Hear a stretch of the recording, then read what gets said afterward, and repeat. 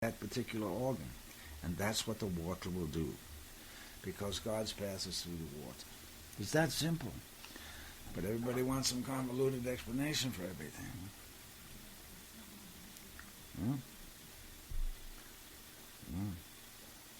And when you drink this air, you say, you hold it. You have chakras in your hands and your fingers. You have apostles in your fingers. We've said this. Their prayers can go into the water. You just peace to the water. Blessings. And then, what do I need to know? Do I need to know? And then you have an impulse. And then you think, or you allow the thinking to see what you receive. And then you have peace and blessings, another drink to the water, and let it go to which organ needs it. Just have that thought. And what you'll find out is that current and electrical force in that water will start circulating around the bottom of your heart. Because that's where you have to get balance first. You have to get balance first.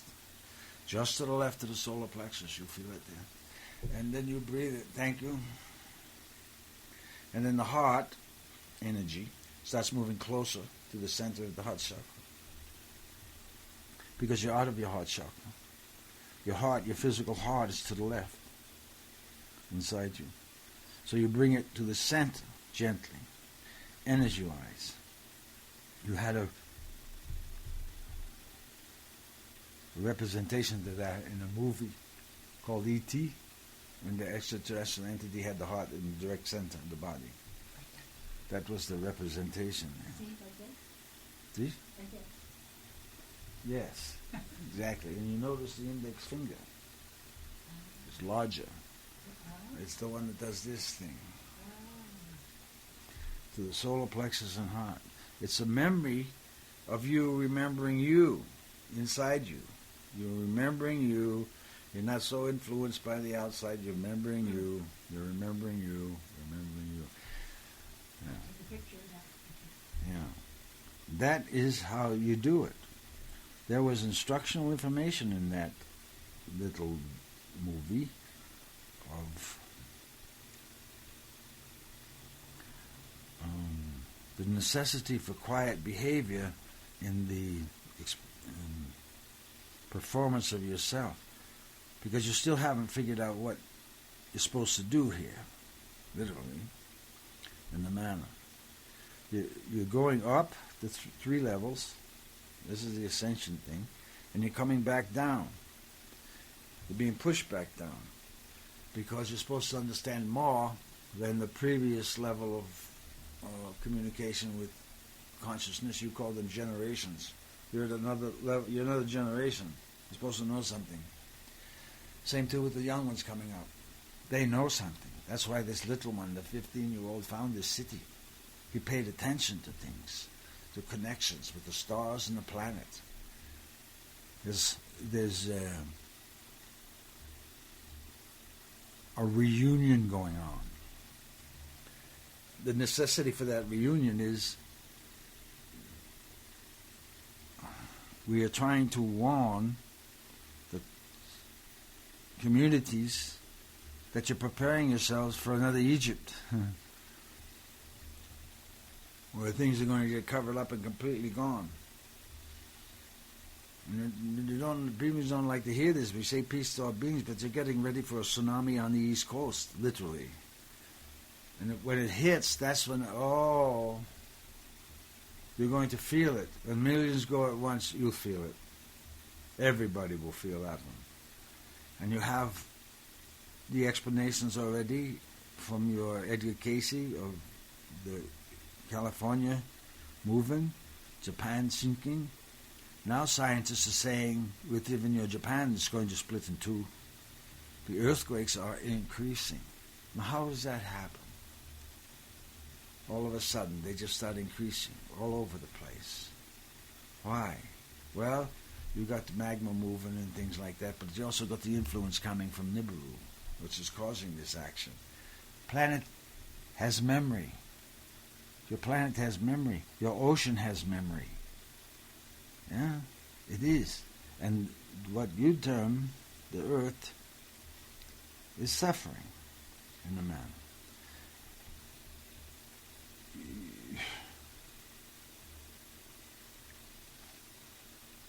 You've got beings drilling holes in her all over.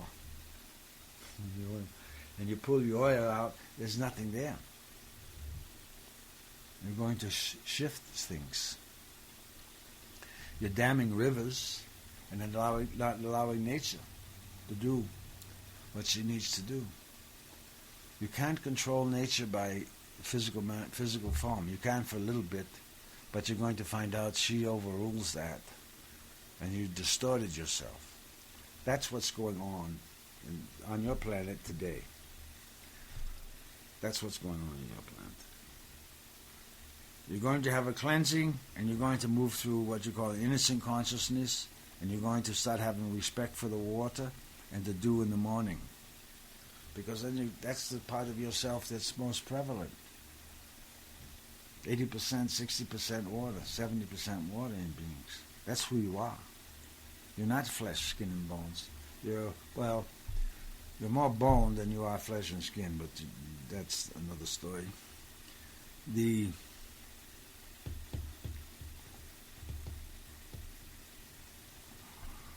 movement that you're allowed to participate in is dictated by God. The understanding of the Lord God, which is within you, is a difficult process, because it seems things don't work out the way you think they should if I was the Lord God, because there doesn't seem to be anything happening in their concept that Lord Gods get things done. So you don't understand the phrase. You don't understand the phrase. The Lord God means you acknowledge all of life for what it is and what it's doing. That's what that means. Because there's the God that's allowing that. Allowing things to grow and prosper as best it can. And you're going to be aware of how you invite certain entities from the invisible to you. And that's another frequency that beings have. There are entities that exist between you and God that want to use your vehicle. They want to kick you out of the residence and inhabit it for you. It's called possession. It happens. It's happening. And the defense is understanding of the presence. Where's the presence? The closest you can get to the presence is by drinking the water, because the path is through the water. So eventually you meet that one with the water. You will. You will. But they understand gentleness here. Gentleness. You have nature changing. You're seeing hailstones as big as baseballs now. That could kill you if you're caught in it. It's destroying things. Tornadoes are coming out of nowhere now, even in places they're not supposed to be. You've got your poles. People are calling it a pole shift. It's not. We're going to call it a magnetic disturbance. And until you learn how to stabilize that in your thoughts, in your energy fields, you're going to be feeling the result of the destabilization. And it's going to destabilize because when you have tons of water moving upon the land surface, it creates pressure. And that pressure creates movement. You can't compress water. Can't be done. You can freeze it and you can boil it, but you can't squeeze it. You can't squeeze it. You need to let it flow. And this is what is going on. You're feeling, I'll tell you this, it hasn't been said before. You're feeling the effect of the oceans of your world moving. Delayed effect? Yes. But you're feeling it. That's what you're feeling. It's the ocean that's causing this. It's the ocean that is no longer able to support life of its sea life because of the pollution. She's reacting. And everywhere you're going to find that she dictates on this planet. Your ocean does. That's how much force she has. That's how she talks with all of nature. She is doing it. She's called the Queen of the Sea, many other names, and she's reacting in a manner to protect her children, which is you, human condition. That's what's going on. And until you can learn to calm the ocean, you're going to have great difficulty in your next year, actually. You're going to learn to talk and calm the waters. And that's why we're instructing now gently. You drink your water with clear and pure thought. You stabilize yourself. And eventually, you can communicate with the ocean. But there's not a lot of conversation that goes on there. She rules. She rules. And you're feeling it. The moon doesn't pull the ocean, though I know your scientists say that. But it's backwards. The ocean pulls and pushes the moon.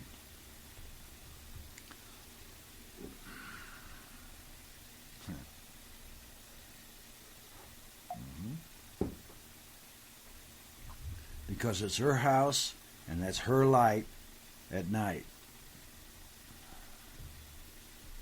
And there's beings around it, and all sorts of things that you don't probably want to know right now. Wait a minute, it's the ocean's light? Mm. The light of the moon is the ocean's light? Mm. I know you think it's a reflection of the sun.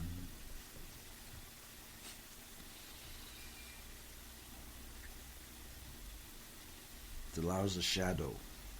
That's what the sun does.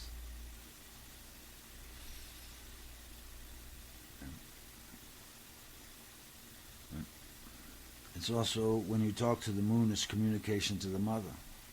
You've heard that before, yeah? Mm-hmm. Well, the mother is the ocean. Mm-hmm.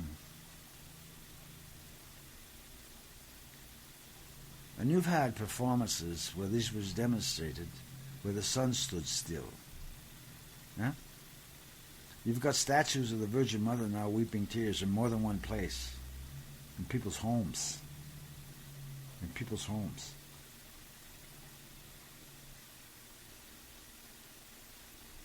Weeping tears. For a reason. Because no one's paying attention. Everybody's caught up in the phenomena. They don't want to say the prayer.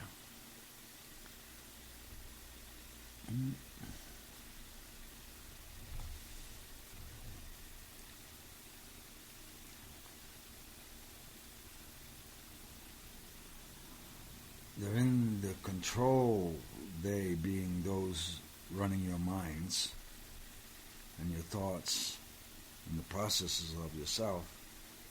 Then being in control gives them a feeling of superiority. But they haven't learned anything. They don't want to. They like to control things. When the divine process starts working, and we're going to have to say it this way because that's what happens, is the presence of fear will be felt all over. And that is the understanding of Solomon. Fear of God is the beginning of wisdom. I'm not talking about fear of human things.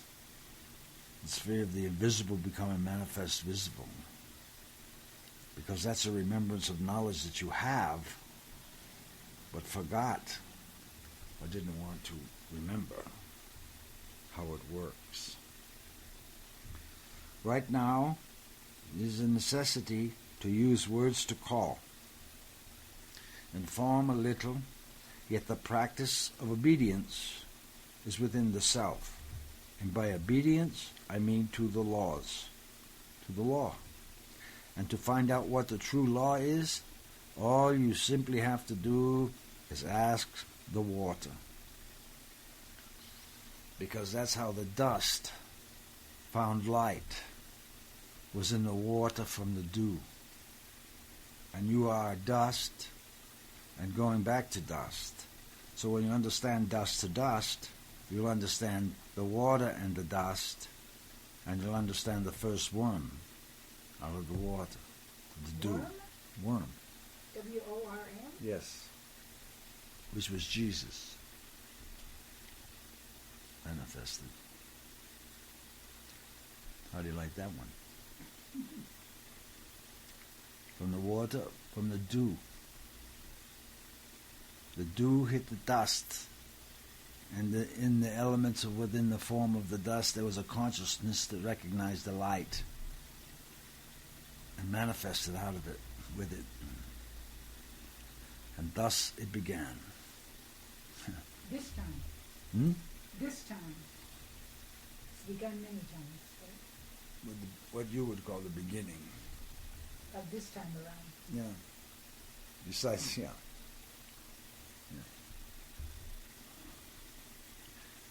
There was a expulsion and a pullback, actually. Like a firecracker going off, and then you wanted to see what happened to the pieces, and you try to gather them. You can't.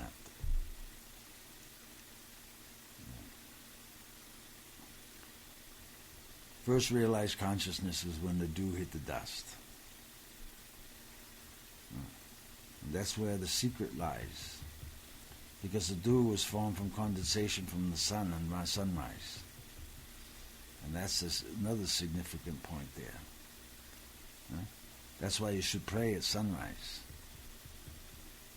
Because the dust will remember the thankfulness it felt when the dew dropped on it. The dust is you.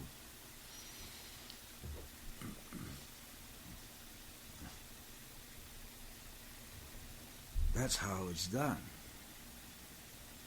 And then you find if you do that, do it, your day becomes much easier. Because you remember the dew and the dust, which is the water in you. And the sun coming up gives the blessing of the dew. So drinking your water the first thing in your morning, in conscious understanding of accepting yourself, you're going to find you're performing, others would call them miracles, but you'll be performing just what you know how to do, because it's the water that's working it with your assistance.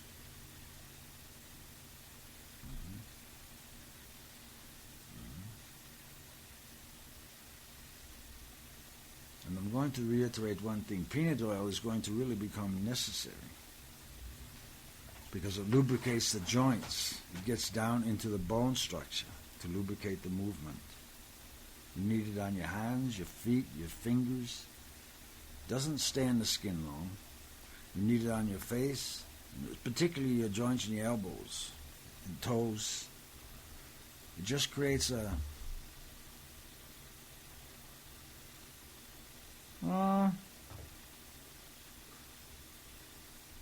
like a nurturing blanket for a baby. Because you have consciousness in your bones that you're not aware of yet. And a lot of it's anger. Because they didn't form the way you wanted them to form. That point is in there. Well, just be thankful they formed and you can use them. The structure has argument, and you have to learn to, we're going to call it patientize. Patientize. Patientize. Make the bones patient.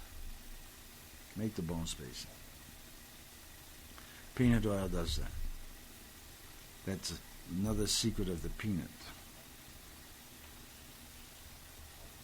And there are those that are allergic to peanuts for a reason. They abused it in the process before. And peanut knows. Remembers. All plants remember. Water remembers. Holds memory.